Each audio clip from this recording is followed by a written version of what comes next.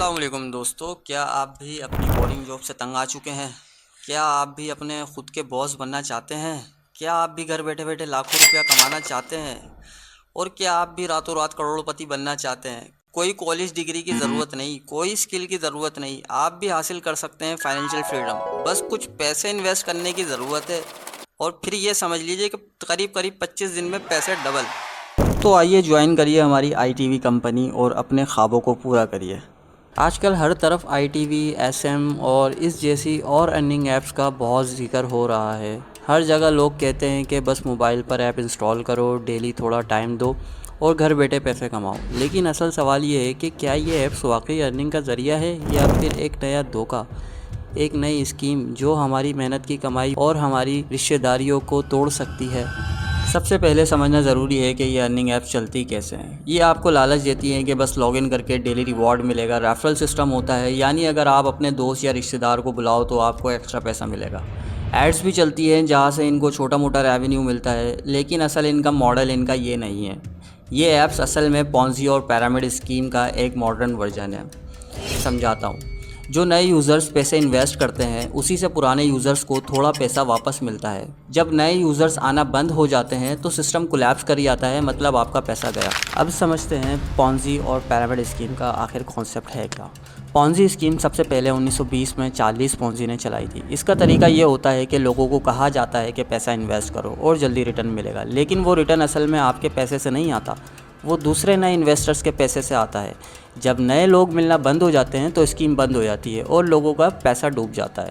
اسی طرح pyramid scheme میں اوپر والوں کو فائدہ ہوتا ہے اور نیچے والے صرف لاس کرتے ہیں۔ یہی I T V, S M اور اس جیسی ارننگ ایپس کا اصل نظام ہے۔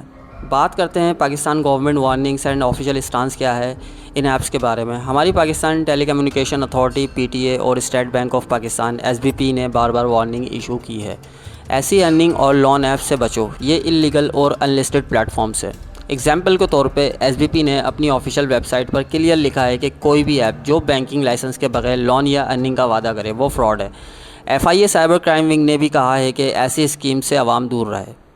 ٹرسٹ پائلٹ اور گوگل پلے کے ریویوز میں بھی کلیئر ہے کہ ایپس کا ریکارڈ بہت نیگیٹو ہے۔ لوگوں نے لکھا ہے کہ پہلے چھوٹا پیسہ دیتے ہیں پھر بلاک کر دیتے ہیں۔ آئیے سمجھتے ہیں ہمارے اسلامک پوائنٹ آف ویو سے ہمارا دین اس بارے میں کیا کہتا ہے۔ ہمارے دین اسلام میں بھی ایسی ہر ارننگ حرام ہے جس میں دھوکہ ہو، جس میں آپ بنا محنت اور غیر شرعی طریقے سے پیسہ کمائے۔ رسول اللہ صلی اللہ علیہ وسلم نے فرمایا جو دھوکہ دے وہ ہم میں سے نہیں، صحیح مسلم کی حدیث ہے۔ اور قرآن میں اللہ نے حکم فرمایا ہے اور ایک دوسرے کا مال ناحق طریقے سے مت کھاؤ، سورہ البقرہ کی آیت نمبر 188۔ اس طرح کے کام میں رسک اور نقصان کتنا ہے؟ اب ذرا سوچیں، لوگ اپنا وقت برباد کرتے ہیں ان فیک ایپس پر، پیسہ انویسٹ کرتے ہیں جو واپس نہیں آتا۔ سب سے برا نقصان، لوگ اپنے رشتہ داروں کو انوالو کرتے ہیں اور جب پیسہ ڈوب جاتا ہے تو رشتہ داریاں ٹوٹ جاتی ہیں، اسٹریس، ڈپریشن اور فائنینشیل اسٹیبلٹی الگ آ جاتی ہے۔ یہ صرف پیسے کا لاس نہیں ہے، یہ زندگی کا لاس ہے۔